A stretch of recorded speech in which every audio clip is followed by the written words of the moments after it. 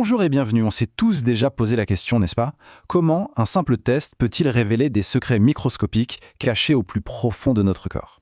Eh bien, aujourd'hui, on va plonger au cœur de ces techniques, de ces astuces de génie que les scientifiques ont mises au point pour détecter l'invisible. C'est un voyage vraiment fascinant qui nous attend.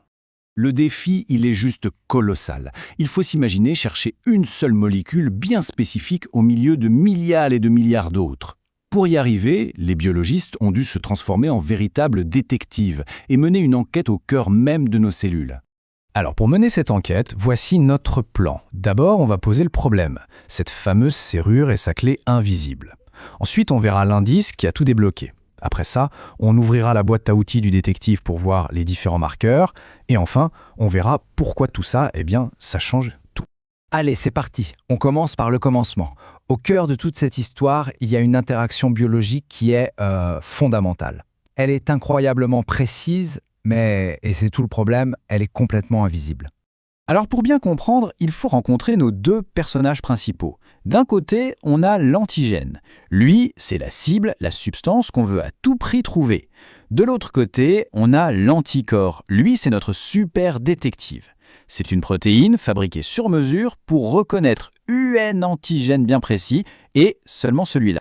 Et la relation entre les deux, elle est unique. C'est vraiment l'image parfaite de la serrure et de sa clé. Chaque anticorps est sculpté pour s'emboîter à la perfection avec son antigène, et aucun autre. C'est cette spécificité absolue qui est la pierre angulaire de toutes les techniques de diagnostic qu'on va voir ensemble. Mais voilà, on arrive au cœur du problème. Cet emboîtement a beau être parfait, il est minuscule.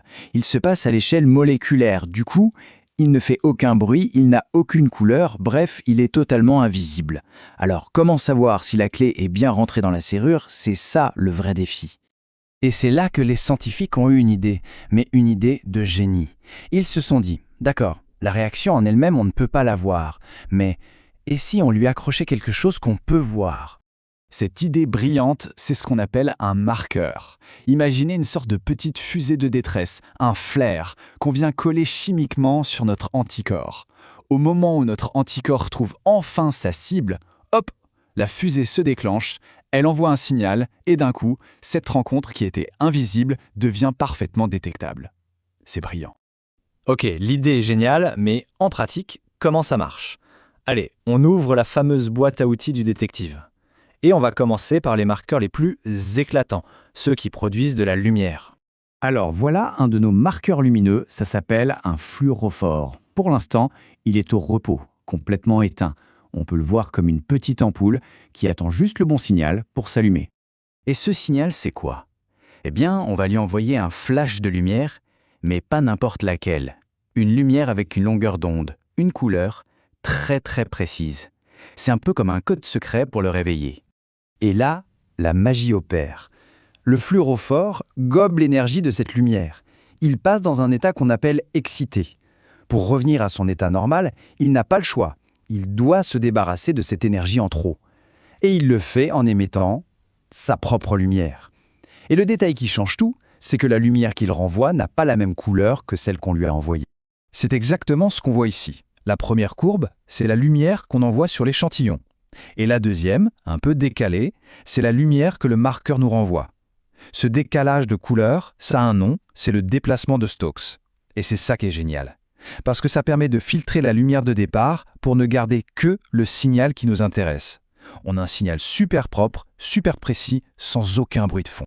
Il y a une autre méthode lumineuse qui est aussi très maligne, la chimiluminescence. Là, c'est encore plus simple, on n'a même pas besoin d'envoyer de la lumière, elle est créée directement par une réaction chimique. On mélange les bons produits et pouf, ça s'allume tout seul. C'est un peu comme un bâton lumineux qu'on craque. Bon, les marqueurs lumineux, c'est super, mais ce n'est pas le seul outil dans notre mallette. Il y a une autre approche, tout aussi puissante, qui n'utilise pas la lumière, mais des enzymes. Alors ici, notre marqueur, ce n'est plus une ampoule, mais plutôt une micro-usine chimique, une enzyme. Son job, il est simple, mais super efficace. Elle prend une matière première, le substrat, qui est totalement incolore, et elle la transforme en un produit fini qui, lui, est très très coloré. C'est le principe du fameux test ELISA. C'est un enchaînement d'étapes assez malin. D'abord, on tapisse le fond d'un petit puits avec notre cible. Ensuite, on verse l'échantillon à tester. S'il contient les anticorps qu'on cherche, ils vont se coller à la cible. Après ça, on ajoute un deuxième anticorps, celui qui porte notre petite enzyme, notre usine à couleur, et à la fin, on ajoute le fameux substrat incolore. Si l'enzyme est là, elle se met au travail et la solution change de couleur. C'est ça notre signal. Et en pratique, voilà ce que ça donne. C'est super visuel, super simple à lire, on voit bien les puits qui ont viré au jaune, et la règle est simple, plus la couleur est foncée, plus il y avait de la substance qu'on cherchait au départ. C'est une technique qui a l'air toute simple, mais qui est d'une puissance redoutable.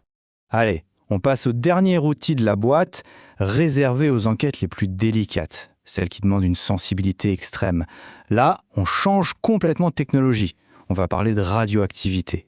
Ici, le marqueur, c'est carrément un atome radioactif, un isotope. Et son choix n'est pas du tout fait au hasard. Par exemple, on utilise beaucoup l'iode 125 parce que sa radioactivité s'estompe assez vite, en quelques mois, et son signal est facile à capter. A l'inverse, un isotope comme le carbone 14, lui, va émettre un signal pendant des milliers d'années. Le choix dépend vraiment de la mission. Bon, on a vu plein d'outils, des marqueurs lumineux, des enzymes, de la radioactivité. Mais la grande question, c'est, concrètement, à quoi tout ça nous sert au quotidien? Pourquoi est-ce que c'est si important? Eh bien, l'impact est absolument partout. Ces techniques, on les utilise tous les jours pour mesurer une allergie, suivre une maladie auto-immune, doser des hormones avec une précision d'horloger, dépister des marqueurs de cancer, et oui, même pour quelque chose d'aussi courant qu'un test de grossesse. Derrière tout ça, il y a ces principes qu'on vient de voir. Ces méthodes sont vraiment le moteur de la médecine d'aujourd'hui. Finalement, en rendant l'invisible visible, on a appris à lire les messages secrets que notre corps nous envoie en permanence. On a ouvert un canal de communication direct avec notre propre biologie. Alors la question qui reste, c'est, maintenant qu'on s'est écouté, qu'est-ce qu'on va bien pouvoir lui demander? Quelles seront les prochaines questions, encore plus fines, encore plus profondes, qu'on osera lui poser?